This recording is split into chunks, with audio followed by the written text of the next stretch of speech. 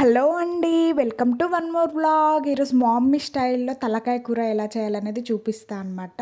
Pressure కుక్కర్‌లో మా mummy అయితే ఎప్పుడు ఇలానే చేస్తది. చాలా టేస్టీగా ఉంటది.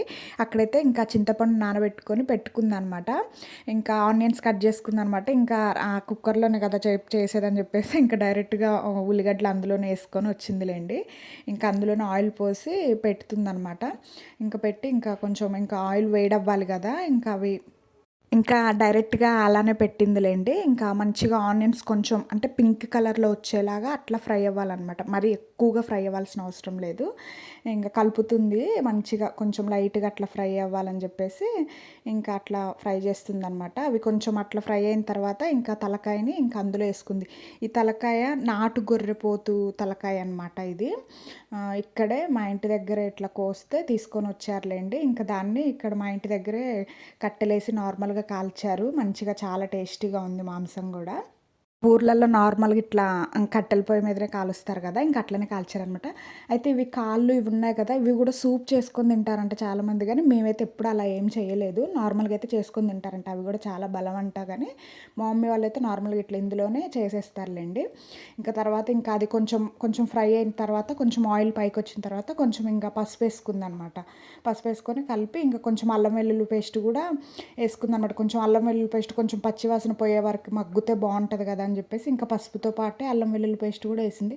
కొంతమంది ఆనియన్స్‌లో యేస్తారు కానీ అల్లం వెల్లుల్లి పేస్ట్ మా మమ్మీ అయితే అలా ఎయ్యదు.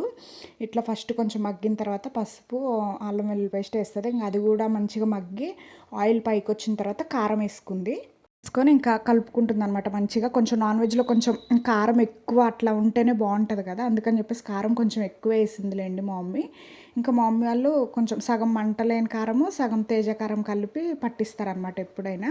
ఇంకా కారం గూడా వేసి కలిపిన తర్వాత ఇంకా డైరెక్ట్‌గా చింతపండు నీళ్ళే పోసిందనమాట. మా మమ్మీ అయితే ఎప్పుడు ఇలానే చేస్తది. ఇదే స్టైల్‌లో చేస్తది. చాలా బావుంటది. ఇంకా చింతపండు పులుసు పోసి, ఇంకా కొంచెం దానికి తగ్గట్టుగా వాటర్ పోసి, ఇంకా మన టేస్ట్‌కి తగ్గట్టుగా ఉప్పేసిందనమాట.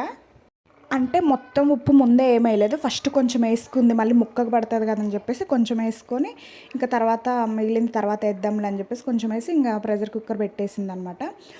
అంటే ఇది కొంచెం ముదురుది కాబట్టి మమ్మీ ఒక 6 విజిల్స్ రానిచ్చిందనమాట. 6 విజిల్స్‌కి మొక్క మంచిగా ఉడికిపోయింది. ఇగ ఉడికిన తర్వాత కూడా కొంచెం పులుసు ఎప్పుడైనా చిక్కబడాలంటే ప్రెషర్ కుక్కర్ మూత తీసిన తర్వాత కూడా కొంచెం సేపు ఉడకబెట్టాలనమాట. ఉడికితే అప్పుడు పులుసు దగ్గరకైతది. మా మమ్మీ అయితే ఎప్పుడు ఇలానే చేస్తది. ఇంకా మంచిగా ఉడికిన తర్వాత ధనియాల మసాలా, గరం మసాలా యేసుకొని మన టేస్ట్ తగ్గట్టు ఉప్పు చూసుకొని చాలా బావుంటది. చాలా టేస్టీగా ఉంటది. అసలు మీరు కూడా ఒకసారి ట్రై చేయండి. ట్రై చేసి మీకెలా వచ్చిందనేది కామెంట్ బాక్స్‌లో కామెంట్ చేయండి. నార్మల్‌గా కొత్తిమీర, కరివేపాకు అలా వేయాలని గూడా ఏముండదు మా మమ్మీకి. మా మమ్మీ ఎప్పుడు ఇలానే చేస్తది. ఇంకా పచ్చిమిరపకాయలు ఉండాలి అట్లా ఏముండదు. ఇలానే ట్రై చేస్తది. ఒకసారి ట్రై చేయండి మీరు కూడా చాలా బావుంటది. ట్రై చేసి నాకు కామెంట్ బాక్స్